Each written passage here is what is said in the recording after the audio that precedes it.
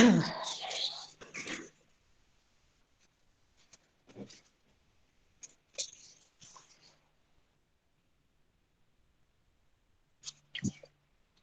we were talking about जो शूद्रक हैं उनको एक अभीर राजा के तौर पे भी आइडेंटिफाई करते हैं कुछ हिस्टोरियंस। शिवदत्त अभीर जो थे वो जैसे हर्ड्समैन होते हैं ना, और जैसे एक मृच्छकटिका जो प्ले हम पढ़ने वाले हैं ना, उसमें एक कैरेक्टर भी है आर्यक, तो वो भी इसीलिए माना जाता है कि शूद्रक ने वो कैरेक्टर क्रिएट किए। और मे बी शायद ये भी क्रिटिक्स हिस्टोरियंस का मानना है कि जो उनके अपने पिता थे उनको भी गोपाल, तुमको पता ही है कि गौ को पालने वाले, तब ये वर्ड आया ना। सो वो जो काउ हर्ड है, तो ये सारे जो हर्ड्समैन थे इन सबका एक अलग अलग एक जैसे क्लैन होता है ना, वैसे था। और कुछ क्रिटिक्स ऐसे मानते हैं हिस्टोरियंस। अच्छा, कुछ शूद्रक को कैसे देखते हैं कि 2nd सेंचुरी बीसी में ना एक अलग से वंश था अंध्रभ्रियता का, तो मतलब ये उन डायनेस्टी के फाउंडर के तौर पे शूद्रक को मानते हैं। आपको as a student of literature क्या पता होना चाहिए कि शूद्रक जो थे वो एक प्ले राइट थे, इंडियन किंग थे। ये आपकी अंडरस्टैंडिंग के लिए बहुत रहेगा, क्योंकि जैसे हमने कहा कि जो एक बड़े फेमस कुछ किंग्स हुए हैं, जैसे विक्रमादित्य फेमस हुए हैं, है ना। बिल्कुल एक और राइटर है, सॉरी एक और किंग हैं, उनका नाम रुद्र दमन था। तो ऐसे बहुत सारे हमारी हिस्ट्री में बहुत पुराने राजा रहे हैं जो बहुत फेमस रहे हैं, पूरी की पूरी डायनेस्टी उनसे जानी जाती है। बट क्योंकि हमें तो सिर्फ मृच्छकटिका पे फोकस करना है, हमें ये समझ होनी चाहिए कि जिस राइटर को हम पढ़ने वाले हैं उनका उनकी आइडेंटिटी वो कैसे जाने जाते हैं। अब जैसे कालिदास को जब हम समझते हैं, जस्ट सी कालिदास इतने famous, the kind of genius, आप उनकी कभी बाकी की पोएम्स को देखिएगा, आप उनके बाकी की कॉम्पोजिशंस को देखिएगा, you will Marvel at the genius that he was blessed with. और हमें पता क्या है उनके बारे में? कुछ भी नहीं। जो उनकी कॉम्पोजिशंस हैं उनसे हम देख पाते हैं कि शायद वो जैनी की बात करते हैं, है ना। तो हमने देखा कि हम उनकी कॉम्पोजिशन से ही उनको लोकेट कर रहे हैं। तो ये जो पुराने राइटर्स हैं, इनकी बायोग्राफी, इनके हिस्टोरिकल डेट्स इसीलिए डिस्प्यूटेड है। तो हम लोगों ने मृच्छकटिका पे फोकस करना है। जो शूद्रक का प्ले है, ये उज्जैनी जो शहर है उसी में इसकी सेटिंग है। उस वहीं पे ये जो प्ले की सेटिंग होती है ना, वहां पे ही ये सेट है। क्या है इसका, इस प्ले में क्या है? एक लव स्टोरी है जहाँ पे एक ब्राह्मण वर्ण का एक व्यापारी है, मर्चेंट है, जिसका नाम है चारुदत्त। एक जो उसका लव स्टोरी है, दैट इज शोन विद कोर्टेसन, जिसको कि सरल हिंदी भाषा में नगर वधु, मतलब वो जैसे देवदासी, जैसे गणिका। और उसका नाम क्या है? वसंत सेना।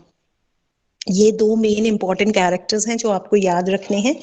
एक और कैरेक्टर है शकर, जो कि उसके लिए एक और नाम भी यूज किया गया है,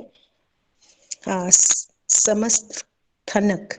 अब ये जो है, जो राजा है वहां पे पलक, उस एरिया का जो राजा है, राजा पलक, उसका ब्रदर इन लॉ है, जो कि पूरी तरह करप्शन से भरा हुआ है। तो ये प्ले हमारे सामने मृच्छकटिका, इसमें एक ऐसा विलन है जो कॉमिक विलन है, क्योंकि इसमें ये एक ऐसा प्ले है जिसमें कॉमेडी भी बहुत है। तो ये जो शकर नाम का कैरेक्टर है, he is also in love with Vasantasena. तो हम देख रहे हैं इस प्ले में कि वो भी इसको चेज कर रहा है, वसंत सेना को वू करने की कोशिश कर रहा है। और जब तक 3rd एक्ट शुरू होता है, एक और कैरेक्टर आता है। मैंने कहा था ना कि इस प्राकरण, ये प्ले है और प्राकरण प्ले में माइनर कैरेक्टर्स होते हैं, कोई गैम्बलर है, कोई थीफ है।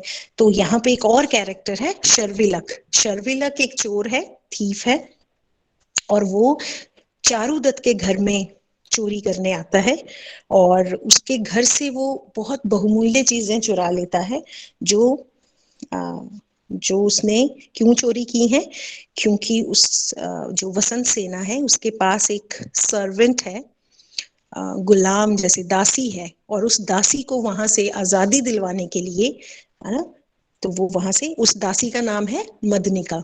तो ये एक और कैरेक्टर है मदनिका।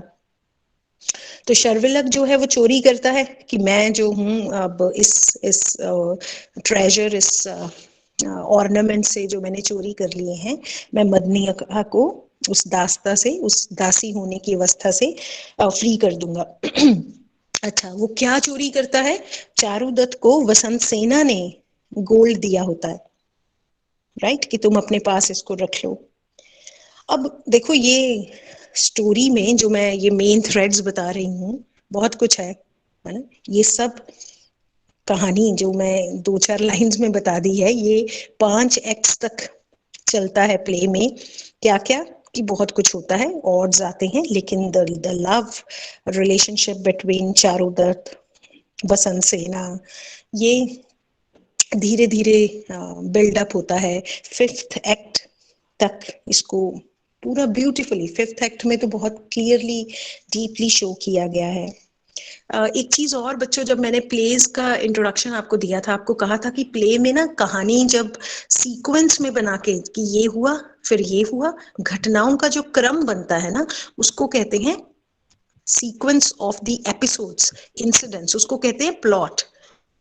नॉर्मल जब आप बता देते हो ये हुआ वो तो उसकी स्टोरी होती है, ठीक है। तो कहानी में प्लॉट है, प्लॉट के भी आगे बहुत सारी थ्रेड्स होती है जिनको सब प्लॉट्स कहते हैं। तो इस प्ले के अंदर सिर्फ लव स्टोरी नहीं है, और भी कोई स्टोरी है। वो कहाँ से बिगिन होती है? 6th एक्ट में।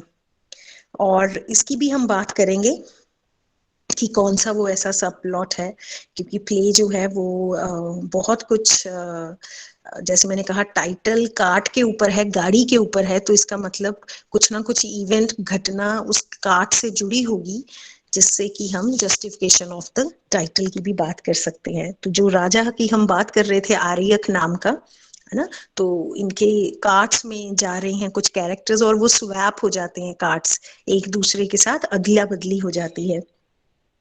तो वो अदला बदली कैसे होती है कि वहां पे एक ऐसा बागी है, रेबल है, जिसने कि जेल से भाग गया है ना, और वो जो राजा है पलक, उसकी जगह को, उसकी पोजीशन को वो हड़पना चाहता है।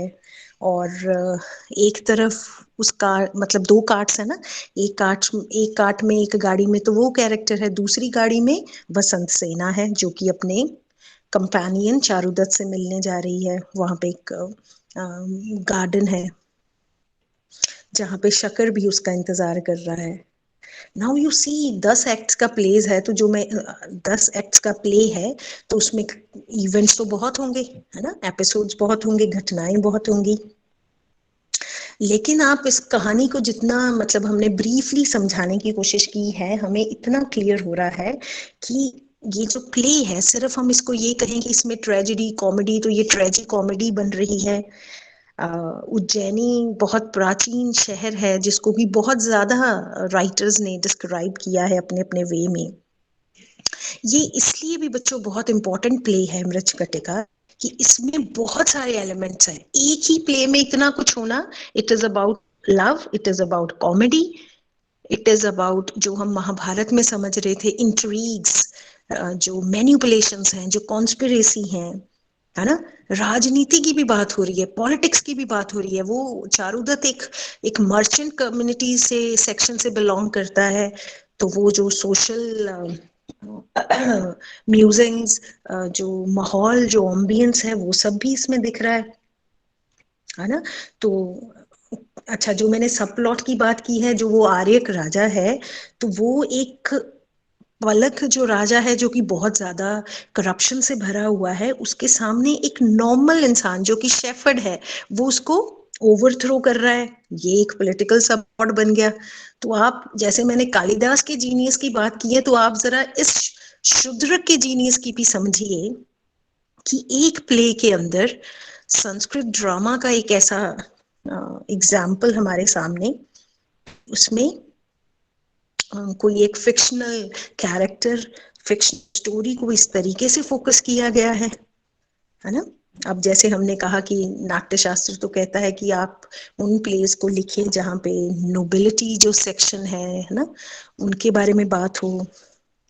लेकिन यहाँ तो हमारे सामने एक ऐसा प्ले है जो कि मिडिल या लोअर कास्ट कैरेक्टर से भरा हुआ है, जो कि प्राकृत भाषा का इस्तेमाल करते थे। अब आप सबको पता है कि जो डायलेक्ट्स होते हैं, जो हम रोज भाषा, जो रोज बोलने की भाषा में इस्तेमाल की जाने वाली भाषाएं होती हैं, उनकी भी आगे कितनी टाइप्स हो जाती हैं, है ना। So this play is famous for so many reasons. जैसे मैंने अभी कहा कि इसमें कितने एलिमेंट्स का कलेक्शन है, इसका प्लॉट स्ट्रक्चर कैसा है। I think this is enough for today's class. हम आगे फिर बात करेंगे in detail about the story, about other